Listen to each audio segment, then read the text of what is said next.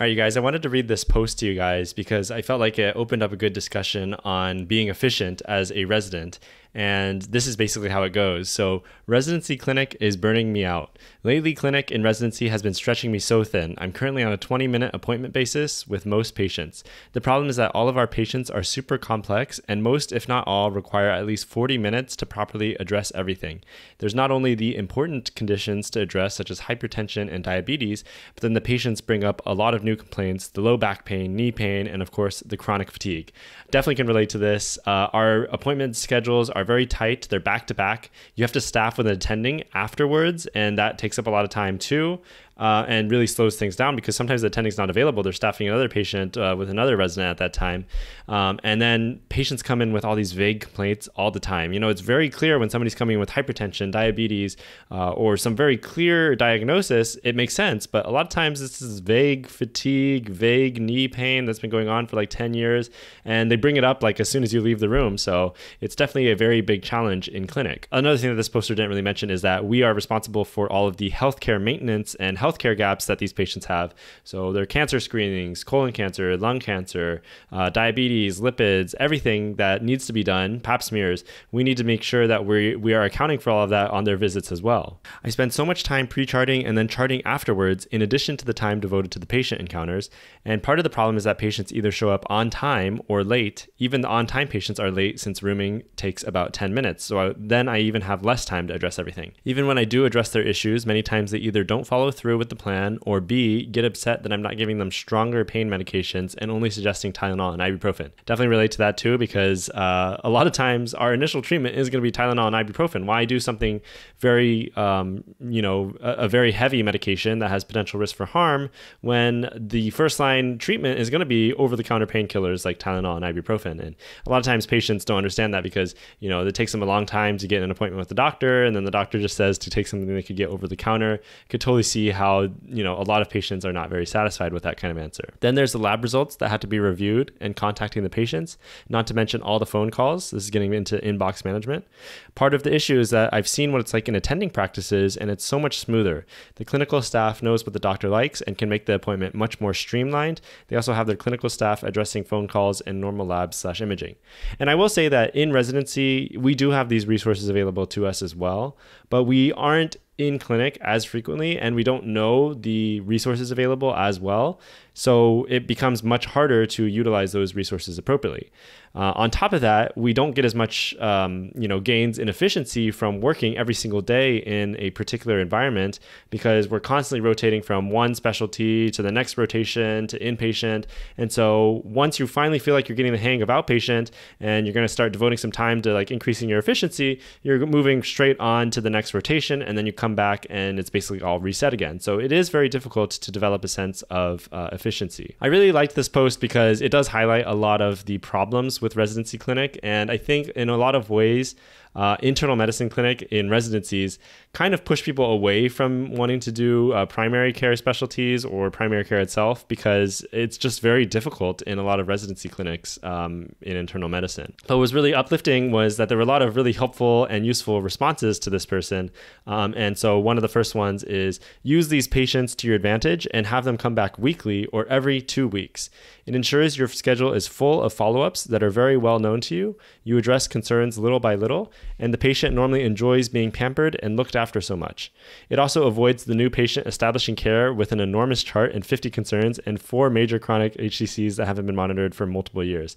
Totally agree with this. Recently, I've been having a lot of hospital discharge follow-ups of patients I've never met before, and we only get 30 minutes for a hospital discharge follow-up, but I really feel like you need to have like an hour because there is so much stuff going on a lot of times, and the fact that they were hospitalized means they were sick, right? And so there's a lot of data to go through, and having just 30 minutes it's not really enough a lot of the times. Do not call people and work for free. It needs to be scheduled. I think this is a very healthy way to look at it because with the inbox, you can totally get into the sense of, I need to be doing all this stuff all the time and checking my inbox all the time, replying to patients, and yet you're not getting paid for any of that. So if you want to make it a more sustainable lifestyle, you need to make it something where the patient comes in for you to get that piece of work for them done. Obviously, if there's something urgent that needs to be done, you need to help out with that. But for a lot of requests and small things, you can't establish this expectation that every single little thing in your inbox you can be like constantly monitoring 24/7. It's just not sustainable. Dictate,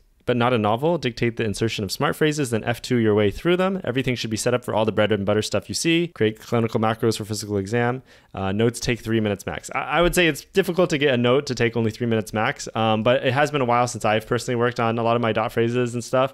And I really feel like you could get to a point where you have so many useful dot phrases that it really helps prompt you things that you need to be asking the patient and makes sure you don't forget things, but also saving you a lot of time. And so, working on your dot phrases is really going to make a huge difference in terms of your clinic. Manage your clinic days or it will manage you and burn you out completely. Your job is to see your patient, precept them, clear your basket, finish your notes, and bill appropriately. That's it. You are not there to cure cancer, be a social worker, or fight the pharmacy.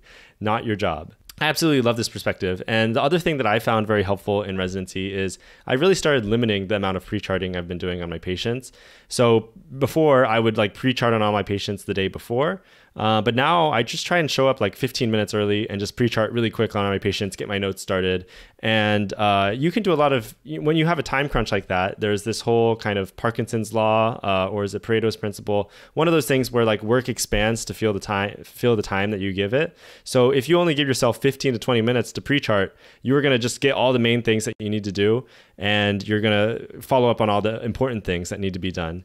And this really avoids the situations where you're spending hours pre-charting on, very highly complex patients the night before while you're at home.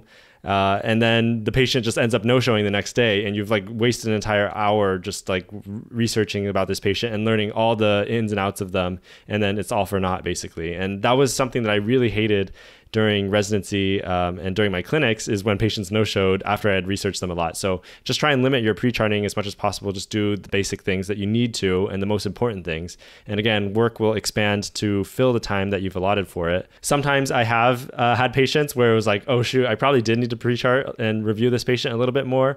But I think the trade-off for your own sustainability as a primary care doctor or a resident in an outpatient clinic is definitely worth it, because if you're not able to keep yourself motivated and you're just burned out all the time, then you're not going to be able to take care of patients. So again, I would say limit your pre-charting and just kind of do it in a limited time before your clinic. I think that's a very good strategy to try out. This poster says, there are serious efficiency issues throughout this post. It's not your fault. In my opinion, residencies don't provide any training for efficiency. Huge point. I totally agree with that. I feel like residencies really should have a much bigger responsibility for teaching people how to be efficient. We don't really get any guidance on that. And it would be so helpful and reduce burnout in so many doctors like around the nation, honestly. We don't get any training on efficiency, and it could be super helpful. So some advice: set the agenda, discuss with the patient what you hope to accomplish, and handle only 3 problems, no more. What are you pre-charting, and why are you then spending more time after charting? My workflow is to pre-chart the things I want to address and place the relevant orders. Templates work well here. Anyways, I thought this would be a nice video to quickly go over some of my thoughts on efficiency and just the outpatient workload in outpatient clinics. Curious to hear what your thoughts are on how to be efficient as a resident in the outpatient clinics.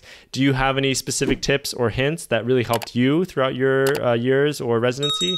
And please let me know down in the comments what you think. Really looking forward to kind of having a discussion about this subject with you guys, and hopefully we can find different ways or methods or strategies for really making our clinics more efficient and more bearable throughout the years of residency. So thanks again for watching. I'll see you in the next one, and peace.